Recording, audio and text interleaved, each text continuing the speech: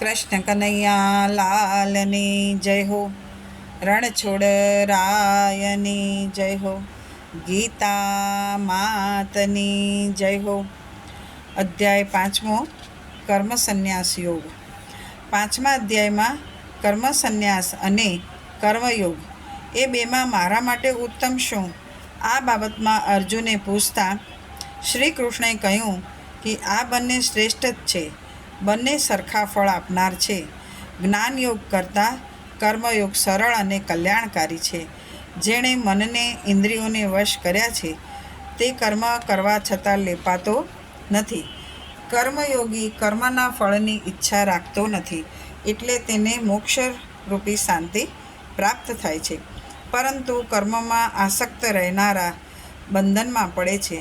જેણે બધી ઈચ્છાઓ છોડી હોય, ક્રોધ ઉપર કાબૂ મેળવ્યો હોય અને કશાયનો ડર ના રાખે તે મોક્ષ પામેલો ગણાય છે. સર્વવ્યાપક પરમાત્મા કોઈનું પાપ પુણ્ય માથે લેતા નથી.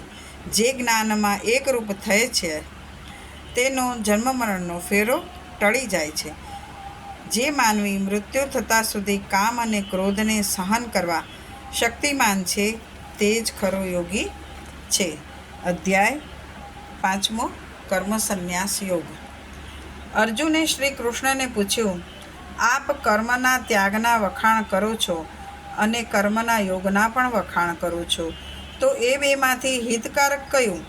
શ્રી કૃષ્ણએ જવાબ આપ્યો, હે અર્જુન, આ બંને માર્ગો કલ્યાણકારી છે, છતાં કર્મ સંન્યાસ કરતાં કર્મયોગ વધારે સારો છે.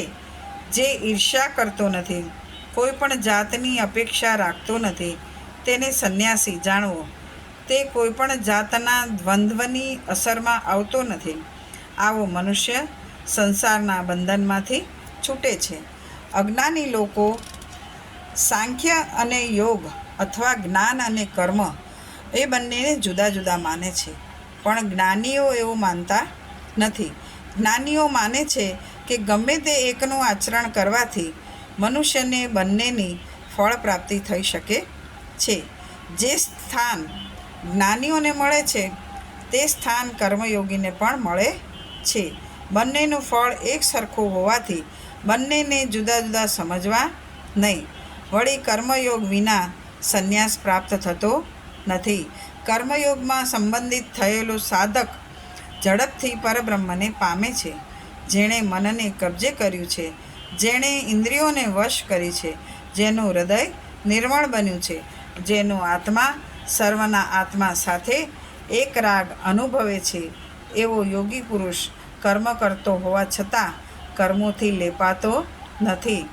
આમ તત્વજ્ઞાની યોગી પુરુષ જુએ, સાંભળે, સ્પર્શ કરે, સૂંઘે, ખાય, ચાલે, સૂવે, શ્વાસ લે, બોલે, ત્યાગ કરે, ગ્રહણ કરે, નેત્ર ખોલે અને બંધ કરે, છતાં એ એમ જ સમજે છે કે હું કંઈ કરતો નથી, પણ આ બધું ઇન્દ્રિયો કરી રહી છે.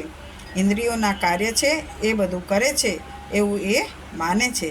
જેવી રીતે કમળનું પાંદડું પાણીથી લિપ્ત થતું નથી, તેમ આવો યોગી પુરુષ કર્મથી ક્યારેય લેપાતો નથી. યોગીઓ કેવળ હૃદય શુદ્ધિ માટે જ આસક્તિ વગરના બની કર્મ કરે છે. જે પુરુષ સમવૃત્તિવાળા યોગરહિત તે છે તે જ કર્મફળ ત્યાગીને નૈષ્ઠિક શાંતિ પ્રાપ્ત કરે છે. આવા પુરુષો કામનાને ફળની આસક્તિથી બંધાય છે. આપણો આ મનુષ્ય દેહ એ 9 દરવાજાવાળી એક નગરી છે. જેમાં સંયમી પુરુષ છે તે કર્તાપણાના ભાવ છોડીને દેહનગરમાં પોતે જાણે કંઈ કરતો કે કરાવતો ન હોય એવી રીતે સુખ શાંતિથી રહે છે. આ જીવાત્માના કર્મને કે કર્મના ફળને પરમાત્મા ઉત્પન્ન કરતો નથી, પરંતુ સ્વાભાવિક રીતે એ પ્રમાણે કાર્યરત બને છે. પરમાત્મા કોઈપણ જીવાત્માના પાપ કે પુણ્યને ગ્રહણ કરતા નથી. ફક્ત અજ્ઞાનના આવરણે કરીને જીવાત્મા મોહ પામે છે. જે પુરુષનું મન જ્ઞાનમાં એકરૂપ બન્યું છે, બુદ્ધિ એકરૂપ બની છે, તે પાપરહિત બનીને ભવોભવના જન્મ મરણના ફેરામાંથી મુક્ત થાય છે. જ્ઞાની પુરુષો વિદ્વાનને, બ્રાહ્મણને, ગાયને, હાથીને, કૂતરાને કે ચાંડાલને સમભાવે જુએ છે. આવા સમભાવવાળા પુરુષો સંસારમાં જીત્યા ગણાય છે. આવા સમદ્રષ્ટિવાળા પુરુષો બ્રહ્મમાં રહેલા છે. જેનો મોહ છૂટી ગયો છે એવા સ્થિર બુદ્ધિવાળા અને બ્રહ્મજ્ઞાની ઈચ્છિત વસ્તુ મેળવી ખુશ અથવા અણગમતી વસ્તુ મેળવવાથી દુઃખી થતા નથી. તેમને પરમાત્મામાં એક જ ભાવથી રહેલા છે તેવું માનો. હે અર્જુન, ઇન્દ્રિયોના મિલનથી ઉત્પન્ન થતા ભોગો દુઃખ ઉત્પન્ન કરે છે, પણ જ્ઞાનીઓ એ ભોગમાં આસક્ત થતા નથી. જે પુરુષનું મૃત્યુ પહેલાં ક્રોધના આવેશ સમાવી દે છે તે પુરુષ યોગી પુરુષ કહેવાય છે અને તે સુખી ગણાય છે.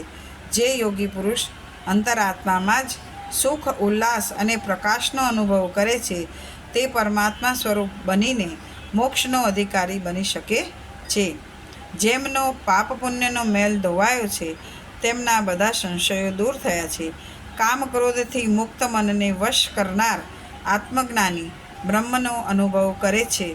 પ્રાણ અને અપાનને સમાન કરી ઇન્દ્રિયો, મન, બુદ્ધિને વશ કરનાર મુનિ મુક્ત છે. તે મને જાણીને શાંતિ પામે છે. ઇતિ શ્રીમદ્ ભગવદ્ ગીતામાં શ્રી કૃષ્ણ અર્જુન વચ્ચે થયેલા સંવાદમાં કર્મ સંન્યાસ યોગ નામનો 5મો અધ્યાય શ્રી કૃષ્ણાર્પણ મસ્તુ. 5મા અધ્યાયનું મહાત્મ્ય ફળ.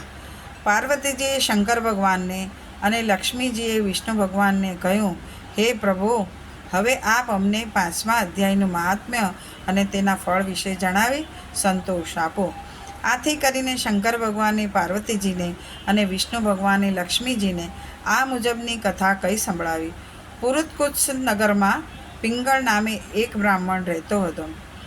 તે જન્મે બ્રાહ્મણ હતો, છતાં દુરાચારી હતો. તે બ્રાહ્મણના કર્મો, સ્નાન, સંધ્યા, પૂજા, ઉપાસના વગેરે કરતો નહીં. તે ભવૈયાની સાથે રહી વાજા વગાડતો, ગાતો અને નાચતો. તેની પત્નીનું નામ અરુણા હતું. તે પણ વ્યભિચારિણી હતી.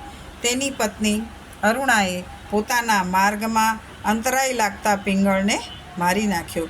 પિંગળ યમલોકમાં ગયો અને ત્યાં કેટલોક સમય નર યાતના ભોગવી અને પછી ગીધ થયો. સમય જતાં અરુણાને ભગંદરનો રોગ લાગુ પડ્યો અને છેવટે મરણ પામી.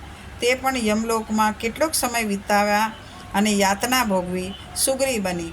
એક દિવસ આ સુગ્રી ગીધની નજરે ચડી.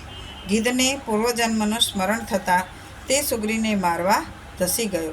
આથી સુગ્રી નાઠી. છેવટે ગીધે સુગ્રીને મારી નાખી. બીજી બાજુ ગીધને શિકારીએ જોયો એટલે તેને બાણ વડે તેનો પણ અંત લાવ્યો. નસીબ જોગે આ બંનેના હાડકાં એક મનુષ્યની ખોપરીમાં જઈને પડ્યા. યમદૂતો બંનેને યમરાજ પાસે લઈ ગયા. યમરાજે બંનેને કહ્યું કે તમે બંને પાપી છો, પણ તમારા હાડકાં બ્રહ્મજ્ઞાની મહારાજની ખોપડીમાં પડવાથી તમારા પાપનો નાશ થયો છે.